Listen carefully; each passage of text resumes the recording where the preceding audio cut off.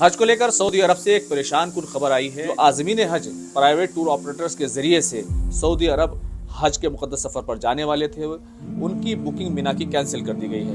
پہلے ہم نے آپ کو بتایا تھا کہ اس دفعہ بدقسمتی سے 77,000 پرائیویٹ حاجی ہیں جنہوں نے مختلف جو ٹور آپریٹر ہیں ان کے ذریعے حج کے لیے بکنگ کروائی تھی، وہ حج پہ نہیں جا سکیں گے۔ اور اب بات کریں گے ایک انتہائی اہم مسئلے کی۔ اس سال تقریباً 67,000 پاکستانی حج کی سعادت سے محروم رہ جائیں گے۔ Well, news coming in of Tamil Nadu Chief Minister M.K. Stalin, who has written to Prime Minister Modi expressing concern over the sudden cancellation of the private Hajj quota.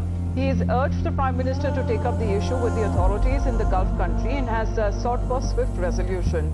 In his letter, Stalin highlighted the abrupt cancellation has caused considerable distress among thousands of Indian Muslim pilgrims who are eagerly preparing for the upcoming Hajj pilgrimage. Pakistan کے تقریباً 67,000 حجاج private sector سے ان کے لیے مشکلات بنی ہوئی ہیں۔ ایک اپیل سیدی خاتم الحرمین شریفین شاہ سلمان بن عبدالعزیز 67,000 نجی عازمین کا حج سے محروم رہنے کا خدشہ، ذمہ دار کون؟